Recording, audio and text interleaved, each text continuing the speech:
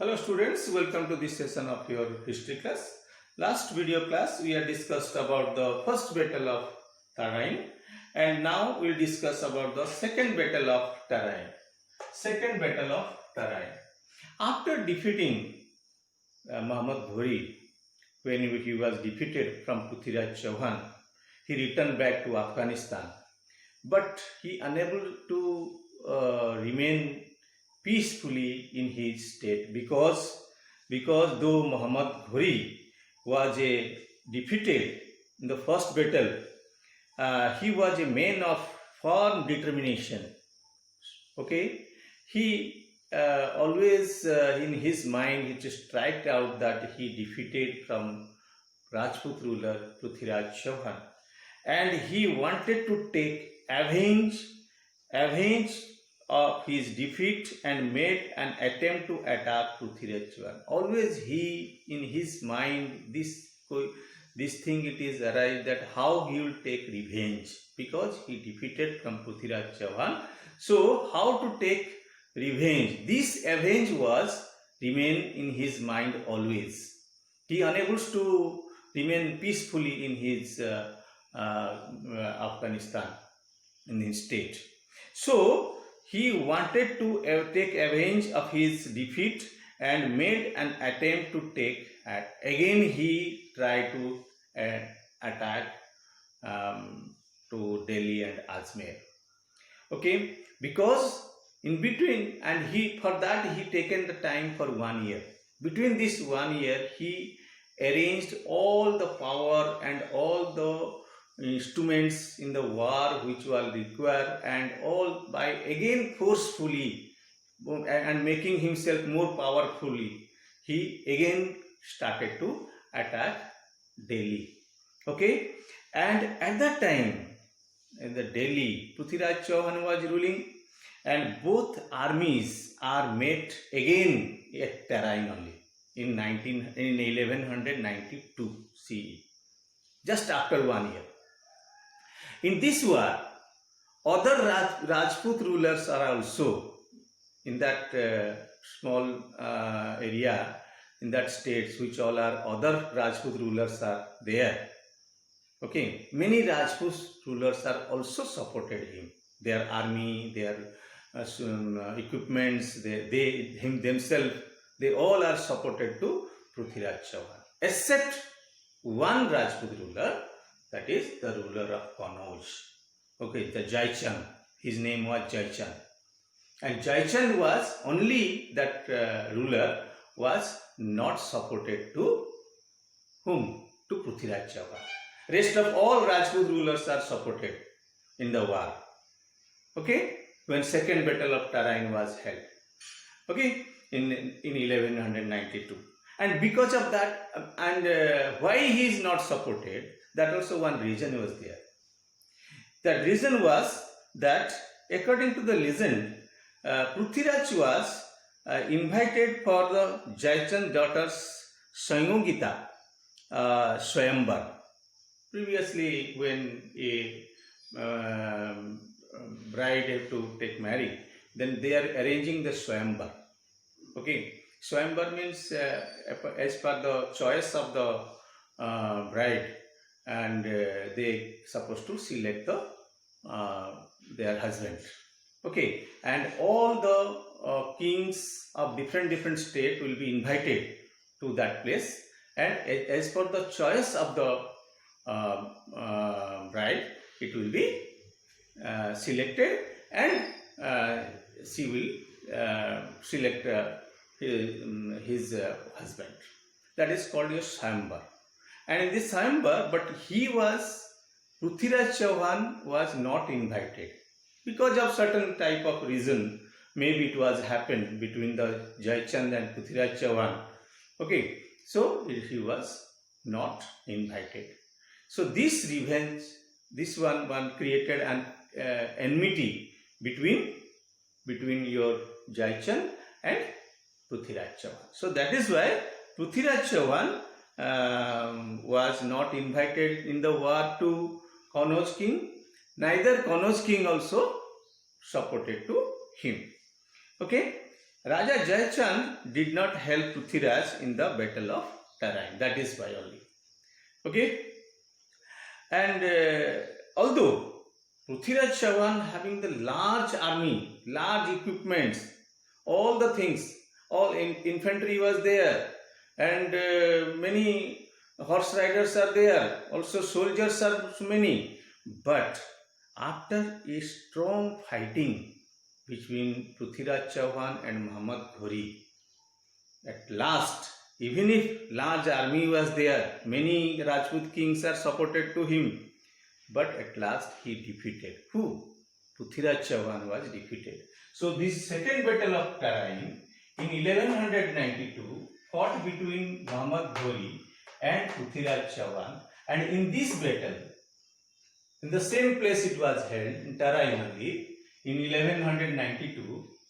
Okay, so but at last Prithviraj Chauhan was defeated, and when he defeated his Muhammad Ghori encouraged much more. The second battle of Tarain in 1192, see, was considered as one of the turning point of history of India. And once one of the braver king, Prithviraj Chauhan, after defeating, then Muhammad Ghori thought that now there is no obstacle to conquer India. So he rapidly moved towards the other part of the country, India. So Prithviraj was captured in the battle. Prithviraj was captured and killed also. After Prithviraj was defeated and killed, then later in 1194, Ghori defeated Jayachand also. Jayachand, though it is not supported, but he was ruler of the Kannauj. And after defeating Prithviraj Chauhan, he also occupied the Kannauj by defeating the Jayachand. Okay, and after that, the powerful ruler of the Kannauj in the battle of Chandwar,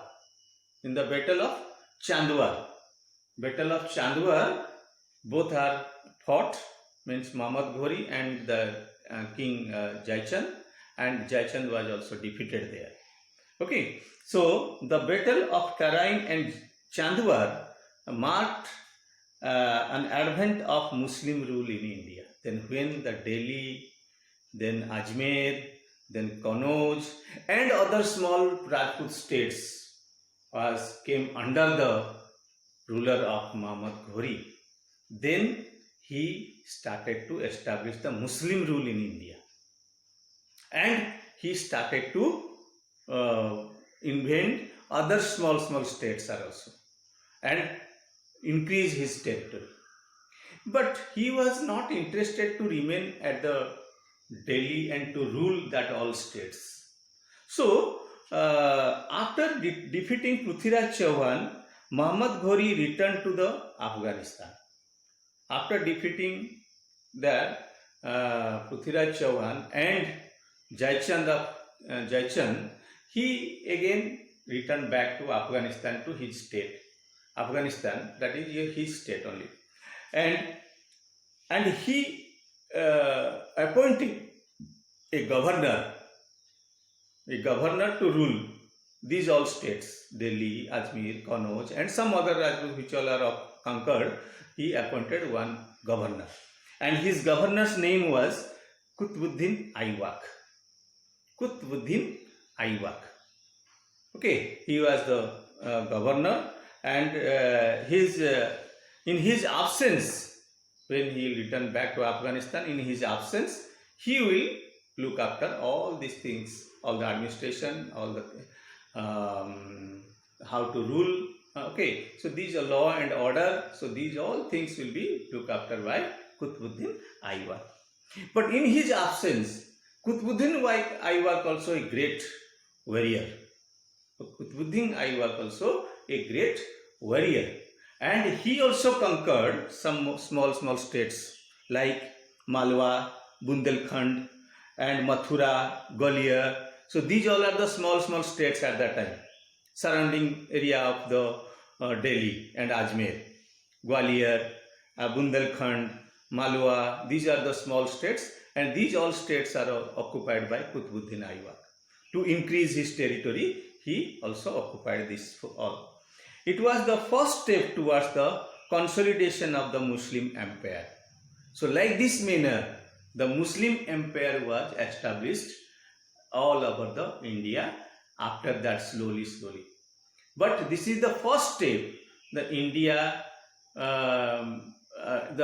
first step in India to rule the Muslim peoples. Okay. So it was the first towards the consolidation of the Muslim empire. Muhammad Ghori was murdered by the fanatic in 1206.